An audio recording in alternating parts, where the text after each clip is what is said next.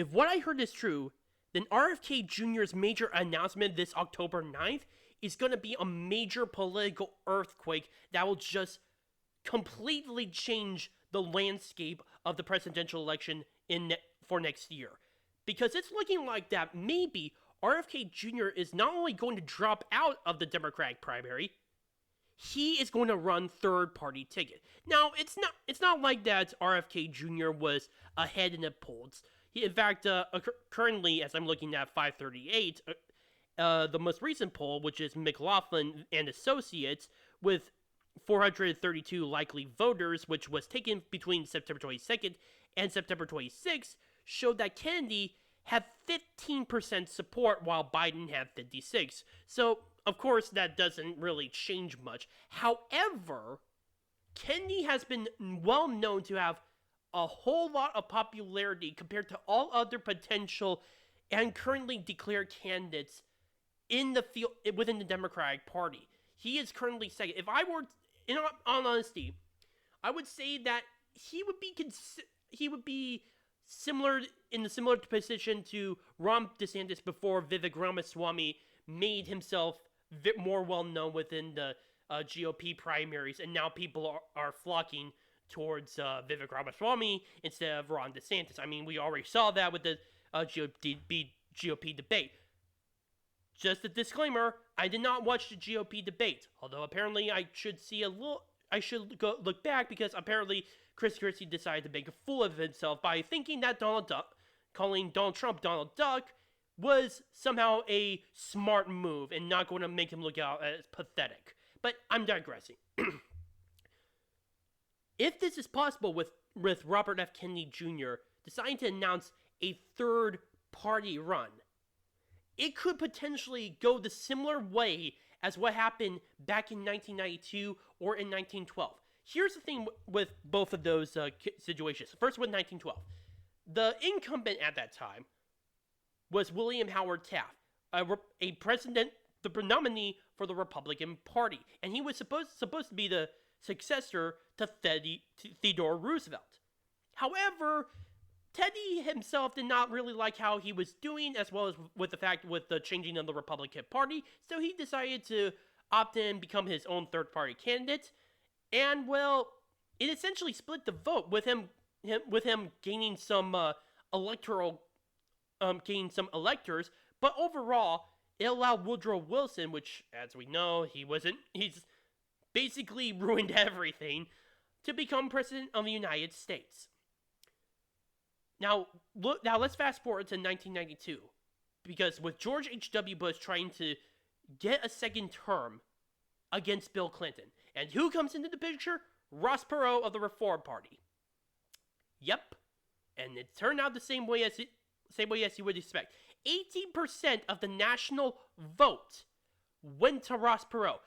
That vote that was really needed, so that way George H.W. Bush could go past the finish line. Now, I know it's in terms of the number of electors voting for him, but nonetheless, let's be honest here. The fact that he took so much of that chunk of the vote from George H.W. Bush basically demolished Bush Sr.'s any chance of having re-election, and that allowed Bill Clinton to win. In both cases, we saw that it was the Democrats that managed to take this opportunity and win. But what about the reverse? Potentially that could happen. People say that somehow this is going to affect Trump. No, absolutely not. Here's the thing with this. Here's the thing when comparing both the Democratic as well as the Republican parties. Let's say Ron DeSantis or Vivek Ramaswamy decided to not only drop out, they're going to run third-party candidates. How many people are going to go with them? Not too many, in all honesty. Most of them are going to be never Trumpers. The ones who were initially voting for either Vivek Ramaswamy or for Ron DeSantis would be like, screw it, I will go with the Republican nominee. Because mainly, Donald Trump is so popular within the Republican Party, about 80 to 90%, as low as about 70%. And yet he's managed to be consistently popular with the supermajority that in all honesty, you cannot see anyone like Vivek Ramaswamy or Ron DeSantis, who are the only two candidates that actually have a chance at going past Donald Trump, although that is a long shot, to actually take votes away from Donald Trump. Significant amounts of votes. Donald Trump has a major loyal base that would go past the battlefield, go through a battlefield with artillery raining down on them, through glass, walking on glass, just to vote for the guy. What about with the Democratic Party? Well, Biden is not exactly popular, is he? He's in his 30s most of the time, and that's within the range of potentially not allowing Joe Biden to win a second term. He's pretty close to that line. And of course, let's not forget about the fact that his VP nominee, Kamala Harris, is so unpopular that on her best day, she's in her high 20s. Yeah, that's very bad. But with RFK Jr., he has a few things behind him. One, of course, he has political connections. He is a Kennedy after all. Two, of course, he is a Kennedy after all. His entire family has been within the political limelight for decades now. And maybe if my history is any good, before JFK even assumed the presidency, and even before he even became a senator, like back during the Second World War. So his family has gotten a hold on American politics, specifically within the Democratic Party. Number two, his name is affiliated with people like Robert F. Kennedy Sr. and John F. Kennedy. Very popular people. Popular candidate in the case of Robert F. Kennedy Sr. and very popular president with JFK. Two people that everyone, that no matter where you find, whether it's in the Democratic, Republican, or even the Independents, they actually like, or at the very minimum, they respect. So that's the second thing going for him. Third, he's taking the pulse of the Democratic Party as well as the pulse of America in this current day and age. Does he have everything correctly? No, and that's why I prefer not to have him as our own president. And I'm now thinking at this point in time, it wouldn't be a good idea for him to become Donald Trump's VP. Have someone else do it. But I would not have a problem with him being within the cabinet position alongside with Tulsi Gabbard, in my honest opinion. But nonetheless, he does know the pulse of America is explicitly tired. They have given up hope. They just want some kind of change. They want some kind of return to the old Democrat days when there was more when they were more in touch with the people, where there was more populism within the Democratic Party, than instead with either the socialist far left or the neolib establishment. He already has that going for him. Now, will Kennedy win? No, I honestly don't think so. Even with the fact that he has his name and recognition, he will definitely not win. I honestly think, though, that he will take so many votes from Joe Biden that if he does do this on October 9th, even with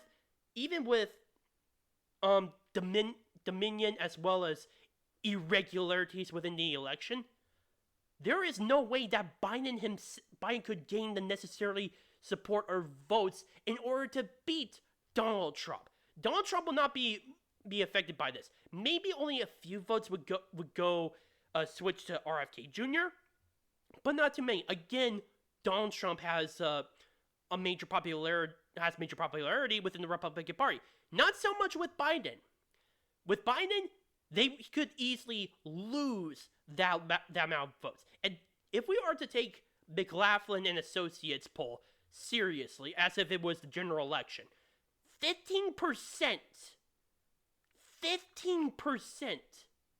of that poll. In fact, I'm going to look within the calculator right now, based upon his supposed win within the election of 81 million votes. let's just see of how much, if Kennedy were to run and if Biden were to gain the same amount, gain supposedly the same if Kennedy and Biden were to combine votes, let's see how much Kennedy would take away from him.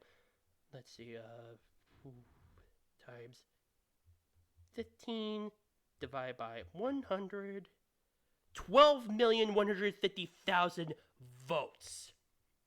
Not as much as Ross Perot, but it's still pretty significant. I'm pretty sure that even with shenanigans going on, and that combined with everything with Joe Biden's presidency just falling, just collapsing, the fact that he's done such a poor job that potentially Hawaii and New Mexico are looking to possibly turn red, even though that they are major Republican states.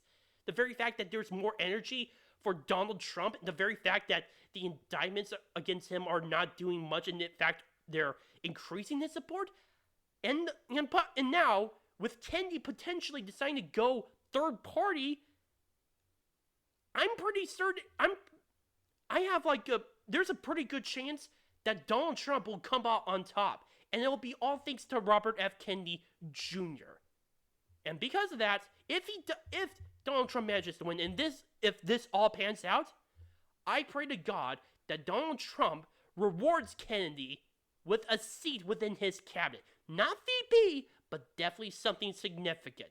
Because in all honesty, he is definitely what the Democratic Party needs at this point. And definitely what America needs at this point. My name is Noah Mia, and the Dark Truth. Please post your comments down below, like this video, subscribe, share with friends. Also, if you have any issues regarding my videos, such as how I speak or whatever, please post in the comment section down below or directly message me. Thank you.